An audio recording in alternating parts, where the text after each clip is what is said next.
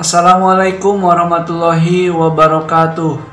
Bertemu lagi dengan saya Pak Agung di channel Ngoprek Semesta. Kali ini saya akan membahas materi fisika kelas 10 kurikulum 2013, yaitu tentang vektor ya.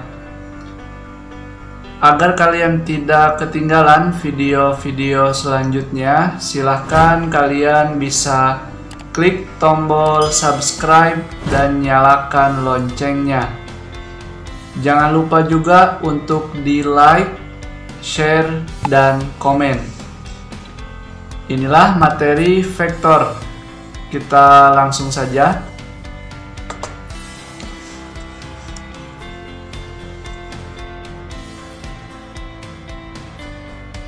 Oke, ini dia vektor. Besaran fisika berdasarkan arahnya itu dibagi menjadi dua ya. Pertama, besaran vektor.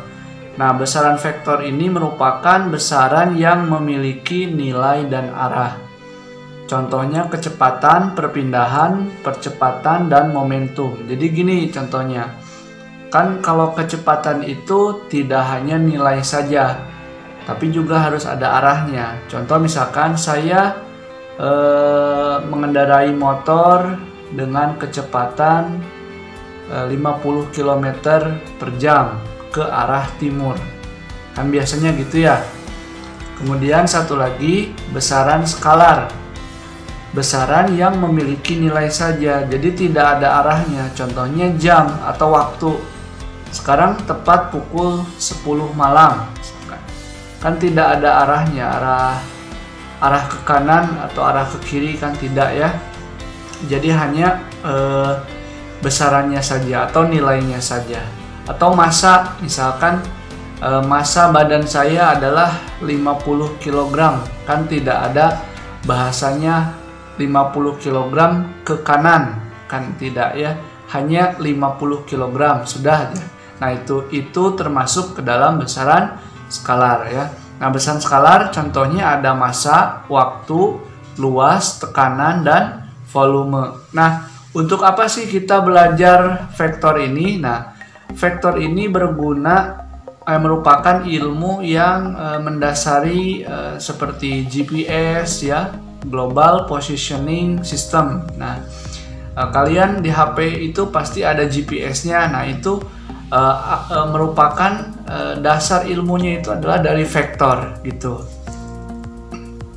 Kemudian lambang vektor itu dinotasikan dengan huruf besar dan di atas huruf tersebut diberikan anak panah. Jadi seperti ini ya, A vektor, atau diberikan juga tanda mutlak seperti ini. Besarnya itu dilambangkan dengan tanda mutlak. Kemudian penulisannya juga bisa ditulis seperti menggunakan huruf kapital. Jadi A besar gitu ya, di bold. Kemudian atau juga hurufnya itu dimiringkan. Seperti ini gitu. Lanjut. Oke. Karena vektor ini ada hubungannya dengan trigonometri di matematika, kalian mungkin nanti atau sudah belajar tentang trigonometri. Nah, itu cakupannya seperti ada sinus, kosinus, dan tangen ya. Nah, ini saya hanya sekilas saja, tidak akan mendetail bagaimana cara menentukan sinus, kosinus, dan tangen. Saya tidak akan sampai ke sana, namun hanya pengenalannya saja. Jadi kita kenalan dengan trigonometri. Nah, ini ada sebuah segitiga dengan sudut-sudut istimewanya. Sudut istimewanya itu 30 derajat dengan 60 derajat, ini 45 derajat dengan 45 derajat.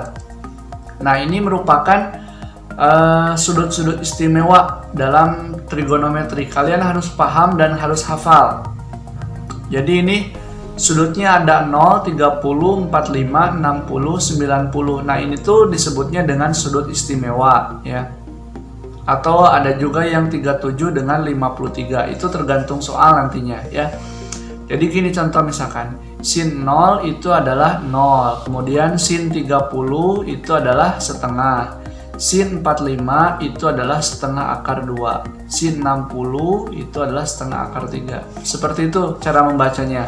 Kemudian ini cos 0 itu adalah 1. Cos 30 itu adalah setengah akar 3. Selanjutnya seperti itu. Nah, bagaimana cara menghafalkannya? Saya punya trik ya untuk menghafalkan sudut-sudut istimewa ini. Kalian hafalkan dulu 0 sampai dengan 90. Kemudian atasnya saja coba perhatikan, ini kan setelah 0 setengah akar 1. Ini walaupun tidak ada, ini ada akar 1. Ini kan setelah 1, kemudian ini akar 2, ini akar 3. Jadi hafalkan urutannya ya. 0, setengah akar 2, setengah akar 3, dan 1. Setelah itu ke bawahnya ini dibalik dari mulai sini ke sana. Coba lihat nih. Cos 0 itu kan dari sini ya, 1 ke sini kan. Kemudian ini setengah akar 3 dari mana nih? Ini kan ya posisinya setengah akar 3 dipindahkan ke sini. Tuh. Setengah akar 2. Kemudian ini setengah dan 0. Tuh, gitu cara ngapalinya ya. Kemudian nanti juga di trigon di vektor juga kita akan menentukan sudut-sudutnya. Nah, untuk mengetahui sin itu, hafalkannya sin demi. Demi itu adalah depan per miring. Sin demi, depan per miring. Nah, depannya ini kan depan per miring. Ini miringnya. Kemudian kalau cos itu adalah cos sami. Sami maksudnya samping per miring. Ini samping ya. Ini samping dan miring. Gitu. Kemudian tan desa. Nah, desa itu maksudnya depan per samping. Ini depan per samping. Gitu. Ya, mudah-mudahan paham ya. Oke, kita lanjutkan.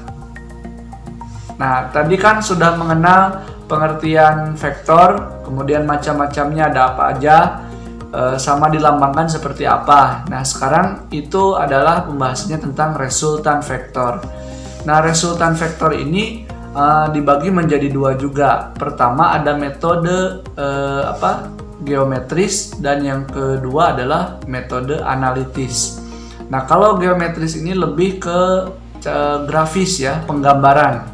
Kalau analitis itu pastinya lebih ke hitungan.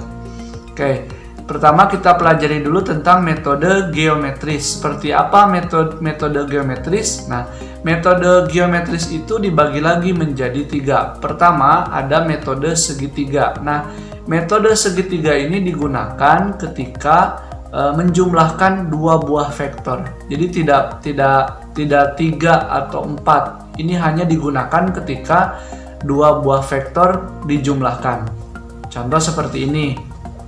Ini ada vektor A ditambah dengan vektor B. Maka resultannya, oh ya, bagi kalian yang belum tahu resultan itu apa, artinya resultan itu adalah nama lain dari jumlah ya. Jadi jumlahnya, jumlah vektor gitu ya. Oke, balik lagi. Jadi ini vektor A ditambah dengan vektor B, maka inilah resultannya ya, ditarik vektor A. Ini yang merah itu adalah resultannya, A tambah B ya.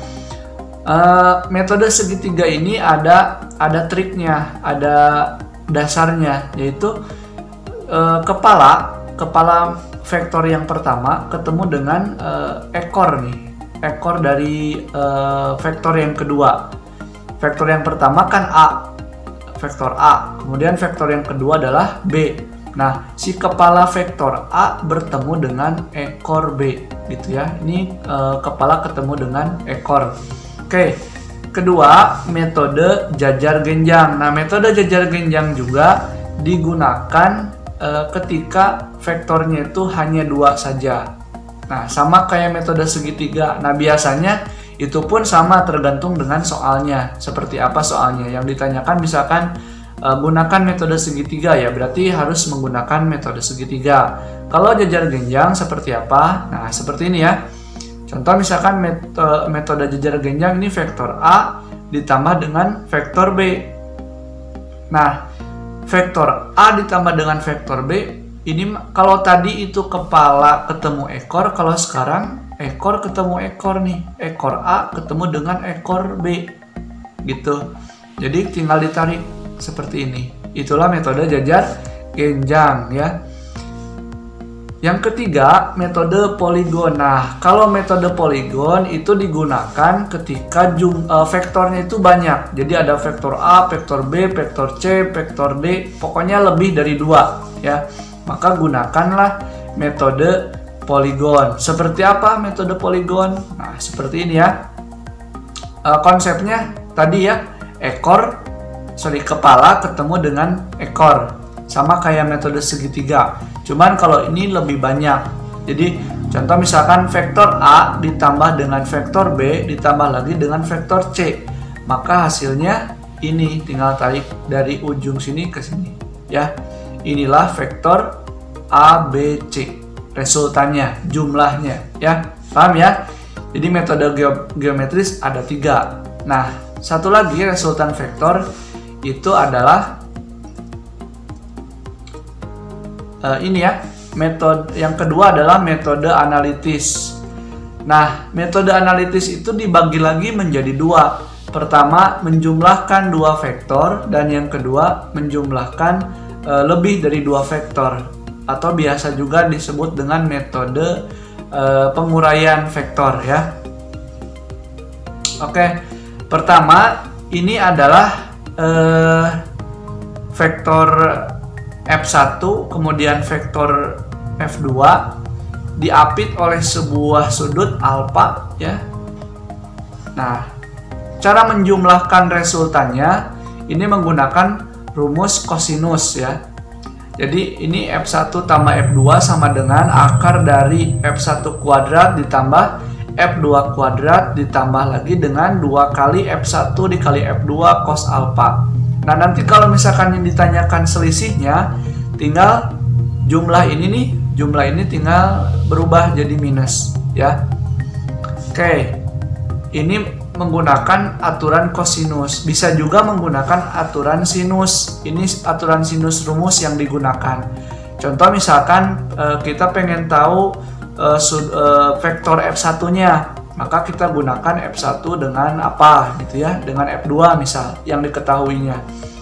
Jadi gunakan rumus F1 per sin alfa sama dengan F2 per sin beta gitu.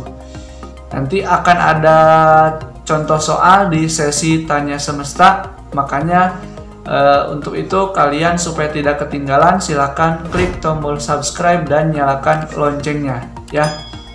Oke, kita lanjutkan ya. Yang kedua adalah resultan lebih dari 2 vektor. Jadi kalau yang tadi itu resultannya hanya 2 vektor, jadi ini ada vektor 1, kemudian ini vektor kedua. Nah, kalau yang sekarang itu lebih dari 2 vektor. Contohnya seperti ini. Oh ya, sebelum kita ke yang lebih 2 vektor, saya akan menjelaskan terlebih dahulu bagaimana caranya menguraikan vektor, karena yang resultan lebih 2 vektor ini lebih kepada penguraian vektor ya. Perhatikan yang mudah, ini mudah ya, contoh yang mudah. Nah, contoh misalkan ada sebuah vektor berada di sumbu X dengan sumbu Y ya. Nah, kita uraikan nih, jadi si sumbu F ini kita uraikan ke sumbu X dulu, maka jadilah F cos alpha ya. Kemudian satu lagi ketika diuraikan ke sumbu Y ini jadinya F sin alpha. Nah, kalian pasti bingung ini bagaimana bisa jadi cos, ini juga bagaimana bisa jadi sin. Nah, ada secara matematisnya, tapi saya punya cara cepatnya. Jadi supaya tidak lupa, kalau misalkan secara matematis kan biasanya itu mudah lupa ya. Tapi kalau misalkan kalau saya itu menggunakan ya cara cepat, cara mengingatnya mudah. Contoh gini, jadi kalau misalkan sudutnya ini, si alpanya ini berdekatan dengan sumbu X, ini kan sumbu X ya.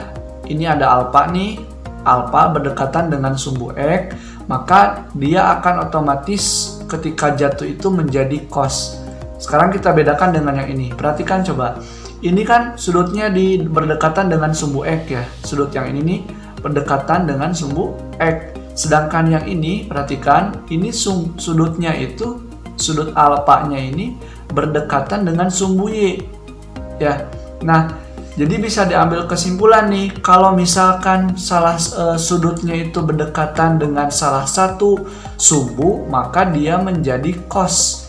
Contoh nih, sekali lagi ya, ini kan sudutnya berdekatan dengan sumbu X atau nempel dengan sumbu X. Ya, dia jadi cos. Nih, ini kan jadi cos ya. Perhatikan dengan yang ini kan sudut alfa nempel dengan sumbu Y. Ini yang jadi cos. Ya, bukan ini lagi kan, kalau yang ini mah di X ya. Kalau yang ini jadi di X-nya jadi sin. Kenapa? Karena sudutnya, posisi sudutnya. Ya. Jadi harus tahu betul-betul ya. Sekarang, nah ini dia. Ini cara menguraikan resultan yang lebih dari 2 vektor. Perhatikan nih. Ini ada F1 ya. Kemudian ini juga ada F2. Kemudian ini ada F3. Nah, ini kan F1 itu membentuk sudut alfa. Ini juga sama nih, F2 membentuk sudut alfa ya. Ini F2 sudut alfa nih ya. Kemudian F3-nya tidak ada sudutnya. Oke, perhatikan nih. Kalau kita uraikan ya, yang ini F1 itu F1X itu, nah ketika diuraikan ke sini dia akan jadi cos. F1X cos alfa. Ya, kenapa jadi cos? Karena sudutnya itu berdekatan dengan sumbu X. Maka F1 yang sebelah sini nih ya, sebelah sini itu akan menjadi sin. Jadi di mana ada cos pasti di situ ada sin ya. Ini kan cosnya, ini jadi sin ya. Jadi F1X cos alfa dengan F1Y sin alfa. Sekarang perhatikan yang F2. Nah, ini F2 nih. Ketika F2 itu diuraikan ya, ini diuraikan nih, F2-nya diuraikan, itu akan menjadi sinus. Kenapa jadi sin? Karena di sininya tidak ada sudutnya. Yang ada sudutnya itu adalah yang berdekatan dengan sumbu Y-nya. Maka sumbu Y itu menjadi F2Y cos alfa. Ya, mudah-mudahan paham ya. Nah, kalau yang F3 itu lebih mudah. Kenapa? Karena tidak ada sudut. Tinggal perhatikan aja. F3-nya itu kan ada di sumbu Y, jadi langsung F3Y. Nah, cuman ada yang beda. Di sini tandanya. Pertama nih ya. Kalau yang sumbu yang sebelah sini itu positif. Ya, kalau di diagram Kartesius kan, ya ini diagram Kartesius, itu kan sebelah kanan itu positif. Kemudian ke atas juga sama positif. Sedangkan ke kiri itu negatif. Ya, kalau ke bawah juga negatif. Kan seperti itu ya konsepnya. Maka perhatikan. Sigma Fx-nya ya.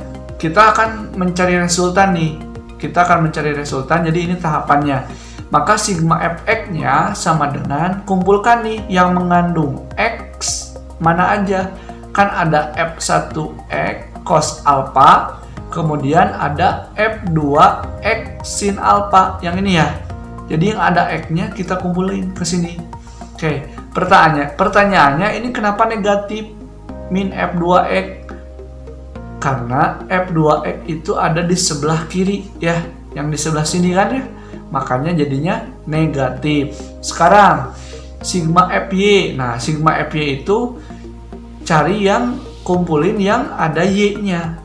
Nih, coba lihat. Ini kan ada F1Y sin alfa dengan F2Y cos alfa dan F3Y. Nah, F1Y itu positif, F2Y juga itu positif. Kenapa? Karena arahnya sama-sama ke atas. Ya. Jadi F1Y sin alfa ditambah dengan F2Y cos alfa. Ini kenapa negatif? Negatif F3Y karena arahnya ke bawah. Dan kenapa tidak ada sin atau cosnya? Karena F3Y itu tidak ada sudutnya, ya. Jadi paling mudah. Maka resultannya itu hasil dari sigma fx dikuadratkan ditambah dengan hasil dari sigma fy dikuadratkan. Nanti ketemulah jawabannya, ya. Nanti ada contoh soal khusus untuk pembahasan yang resultan ini, ya, penguraian ini. Oke, untuk menghitung arahnya maka tangan alfa sama dengan sigma fx dibagi dengan sigma fy, ya. Oke, kita ke cocol, ya, contoh soal. Oke, ini nomor 1 dulu nih, ini yang mudah dulu nih, ya, perhatikan baik-baik, ya, karena materi vektor ini memang sedikit perlu perhatian yang serius, ya. Pertama, ada sebuah vektor dengan nilai 20 Newton, sudutnya adalah 60 derajat. Oke, kita uraikan seperti ini. Ketika diuraikan, ini menjadi fx cos 60. Kenapa ini cos? Karena sudutnya nempel dengan sumbu x atau berdekatan dengan sumbu x. Maka sumbu yang lain menjadi sin. Ya, y-nya itu menjadi sin, ya. Fy sin 60. Paham, ya? Lanjut. Kita hitung sigma fx-nya. Karena kebetulan fx ini cuma 1, ya, tidak ada lagi fx, jadi langsung aja fx sama dengan f cos 60. F-nya berapa? 20 kan, ya. Kemudian cos 60 itu adalah setengah, ya. Tahu dari mana ini? Ada di tabel di tadi, ya, di menit-menit awal, ya. Kemudian 20 kali setengah sama dengan 10 Newton. Sekarang kita cari Fy-nya. Fy itu dicari dari F sin 60. Ini dari mana? Dari sini, ya. Dari sini. F sin 60, F-nya berapa? 20. Kemudian sin 60 itu adalah setengah akar 3, maka hasilnya 10 akar 3 Newton. Selanjutnya kita cari resultannya. Resultan itu kan rumusnya sigma fx kuadrat ditambah sigma fy kuadrat diakarkan. Ya, kita masukin nih sigma fx-nya berapa nih? 10 dikuadratkan ditambah dengan ini sigma fy-nya. Ya, 10 akar 3 dikuadratkan, hasilnya adalah 20 Newton. Ya. Kalau misalkan nanti di pilihan ganda, ya, kalian tidak usah capek-capek menghitung seperti ini. Kalau vektornya cuma 1 seperti ini. Soalnya 20 Newton, maka jawabannya juga sama, ya, 20 Newton. Kalau vektornya cuma 1, ya, tidak usah dihitung kalau misalkan di pilihan ganda. Oke, soal yang nomor 2 sekarang. Perhatikan baik-baik, ya. Ini ada F1 10 Newton, sudutnya 30. Ini F2 20 Newton, sudutnya 60. Kemudian F3-nya adalah 10 Newton. Oke, kita uraikan, ya. Kita uraikan, ini jadi apa nih? Cos kan, ya. F1 cos 30, ini F1Y 30, ini F2X sin 60, dan ini F2 sin cos 60, ya. Ini cos, ini sin. Kemudian ini tidak ada sudut, jadi langsung aja F3Y. Biar tidak pusing, akan seperti ini. Ini, ya. Jadi yang tadi itu jadi F1X cos 60, ini F1Y sin 60, dan selanjutnya. Oke, kita hitung langsung, ya. Sigma fx sama dengan F1X cos alpha dikurangi F2X sin alpha. Jadi kita kumpulin nih yang mempunyai keterangannya itu X semua. F1X dengan F2X dikumpulin. F1X cos alpha min F2X sin alpha. Sekali lagi, kenapa ini tandanya negatif? Karena F2X-nya ada di sebelah kiri. Paham, ya? Kita masukin semua angka-angkanya, ya. Ini hasilnya min 5 akar 3 Newton, ya. Kalian pahami sendiri kalau untuk hitungannya. Oke, sigma Fy sama dengan F1Y sin alpha ditambah dengan F2Y cos alpha min F3Y. Kenapa ini jumlah? Soalnya F1Y dengan F2Y itu ada di posisi ke atas. Sedangkan F3Y kenapa minus? Karena ke bawah. Makanya jadi min F3Y. Paham ya? Maka ketika dihitung jawabannya adalah 5 Newton. Sekarang kita cari resultannya. Nah, resultan itu akar dari jumlah fx dikuadratkan ditambah jumlah fy dikuadratkan. Fx-nya ini kan ya, min 5 kali akar 3 dikuadratkan. Nah, buat kalian yang belum paham kenapa ini langsung jadi 3 ya, coba perhatikan dulu. Min 5 dikuadratkan itu kan sama aja dengan min 5 dikali min 5. Min 5 kuadrat itu sama dengan min 5 dikali dengan min 5. Min kali min jadi positif, 5 kali 5 jadinya 25. Paham ya? Kemudian, kalau akar 3 nih ya, ini akar 3 dikuadratkan. Kenapa jawabannya 3?